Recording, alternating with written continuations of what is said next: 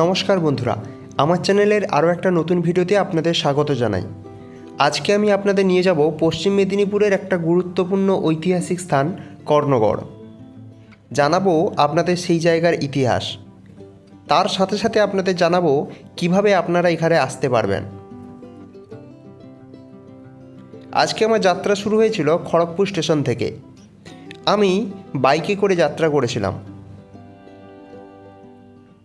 খড়গপুর পেরোনোর পর মেদিনীপুর ঢোকার মুখে আমাদের কাঁসাই নদী পেরোতে হয়।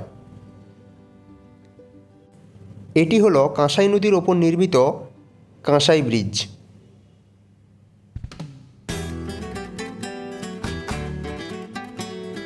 কর্ণগড়ের মন্দির ঢোকার আগে আমরা চলে গিয়েছিলাম মেদিনীপুরের বিস্তৃত শাল জঙ্গল দেখতে। এই বসন্তের মরশুমে শাল গাছের পাতা যেমন ঝরে যায়, তেমনি আবার নতুন পাতা গজাতে শুরু করে। দুই পাশে ঘন শালের জঙ্গল, আর মাঝখান দিয়ে এই রকম সোজা ঝাঁ চকচকে রাস্তা। এর ওপর দিয়ে আপনার বাইক চালাতে দারুণ লাগবে।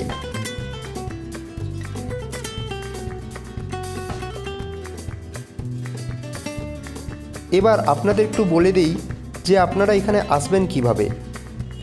আপনারা যদি কলকাতা থেকে আসেন তাহলে হাওড়া থেকে মেদিনীপুরগামী যে সমস্ত ট্রেনগুলো আছে সেগুলোতে ধরে আপনারা মেদিনীপুর স্টেশনে নামবেন এবং সেখান থেকে আপনারা চন্দ্রকোনাগামী বাস ধরে এই গেটের সামনে চলে আসতে পারবেন।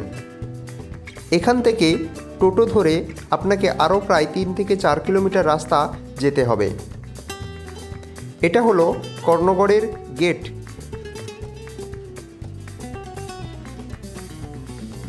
চলুন জেনে নিই এই কর্ণগড়ের ইতিহাস সম্পর্কে। ব্রিটিশ ইস্ট ইন্ডিয়া কোম্পানি যখন বাংলা, বিহার, উড়িষ্যার দেওয়ানি লাভ করে, তখন এই জঙ্গলমহল অধ্যুষিত এলাকার চুয়াড়দের কাছ থেকে পাইকান জমিগুলো বাজেয়াপ্ত করে নেয়।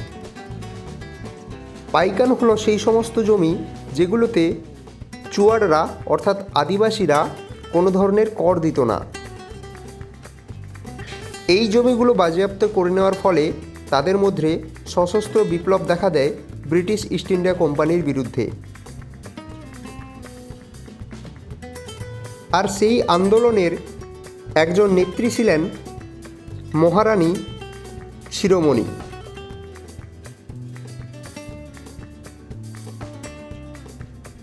আপনারা মেদিনীপুর স্টেশনের বাইরে এই চুয়াড় বিদ্রোহের স্মারকস্তম্ভও দেখতে পাবেন। মেদিনীপুরে 1760 খ্রিস্টাব্দের সময় চুয়াড় বিদ্রোহ শুরু হয় এবং যা প্রায় 1834 সাল পর্যন্ত চলতে থাকে।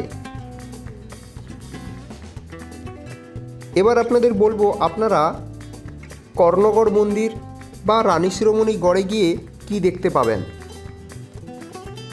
বর্তমানে আপনারা কর্ণগড়ের মন্দির দেখতে পাবেন, তার সাথে সাথে রানী শিরোমণির যে জমিদার বাড়ি তার ধ্বংসাবশেষ আপনারা দেখতে পাবেন। এই যে জঙ্গলটা আপনারা দেখতে পাচ্ছেন, এটিকে বলা হয় সোনাঝুরির জঙ্গল। হাজার হাজার আকাশমণির গাছ, ঠিক যেমন শান্তিনিকেতনের সোনাঝুরি, এর সৌন্দর্যটাও ঠিক সেই রকমই।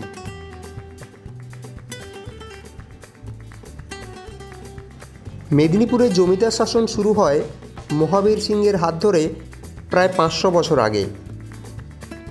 মেদিনীপুরের জমিদার শাসনের সঙ্গে নারাজল রাজবাড়ির গভীর সম্পর্ক ছিল। এই মেদিনীপুর রাজবাড়ির অন্তিম শাসক ছিলেন রাজা অজিত সিং। সেই অজিত সিংয়ের 2 রানী ছিল, রানী ভবানী এবং রানী শিরোমণি। রাজা অজিত সিং মারা যাওয়ার পরে রানী ভবানীও মারা যায় এবং সমস্ত সাম্রাজ্যের শাসনভার তুলে নেয় রানী শিরোমণি। রানী শিরোমণির নেতৃত্বেই শুরু হয় চুয়াড় বিদ্রোহ ইংরেজ শাসনের বিরুদ্ধে। এটি হলো কর্ণগড়ের মন্দির। আপনারা সামনে একটি বোর্ড পাবেন যেখানে এই কর্ণগড়ের ইতিহাস সম্পর্কে লেখা রয়েছে। বিশেষ কারণবশত আমি রানী শিরোমণি গড় অর্থাৎ যে ধ্বংসাবশেষ সেটা আপনাদের এই ভিডিওতে দেখাতে পারলাম না। ভবিষ্যতে আমি আপনাদের রানী শিরোমণি গড় ভালোভাবে ঘুরে দেখাবো। এইভাবে আমি আমার যাত্রাটি সম্পন্ন করলাম।